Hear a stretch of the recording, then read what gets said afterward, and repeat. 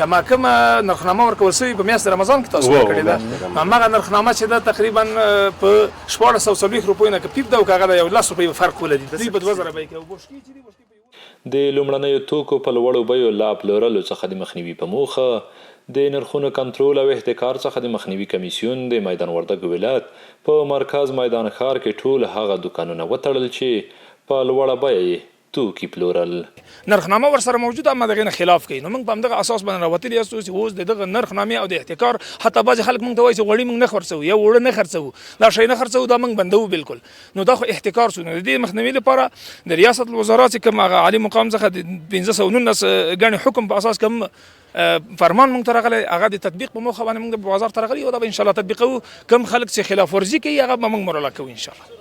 د یاد ولایت اوسیدونکي د نرخونو د کنټرول او احتکار څخه د مخنیوي کمیسیون دا کار ستایي او له هټیوالو هم غوښتنه کوي چې د خلکو اقتصادي ستونزه او روژې مبارکې میاشتې ته په کتو له خپل اصلي نرخ هم ښکته پلور وکړي او نن راغلی یم د بازار ته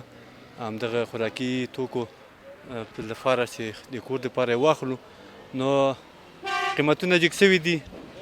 بیخي زیات جګ سوي دي نو اوس د اسلامي امارت نه مو ډېر منندوی یو چې دغه کار د دوی ستایو چې دوی په بازارونو کې ګرځي دوکانونو ته ورځي او نرخونه څاري او څوک چې لوړه باندې پورته شی خرڅوي هغه الله کوم ورکوي له دوی نه موږ ډېر منندوی یو دا خو ډېر ښه کار ده ځکه باید دوی وګرځي بازار کې پوښتنې وکړي دا نرخونه کنټرول کړي تر څو پورې خلک دلته سودا جګه خرڅه نه کړي دا ښه کار ده که نه موږ ډېر ستاینه کوو دوی ډېر خوشحاله یو چې دوی پوښتنه وکړي او د نرخونه کنټرول کړي ځکه بعضې دلته داسې خلک دي نرخونه جګ یو شی جګ خرڅوي ارزانه خرڅوي باید داسې یو نرخ ورته وکړي مناسب چې تجار هم پکې ګټې دي دوکاندار هم ګټې او عامو خلکو ته پکې ګټه ډېره سي وړي د څو ویله غټه بشکه د میدان وردګ ولایت د احتکار څخه د مخنیوي کمیسیون ډاډ ورکوي چې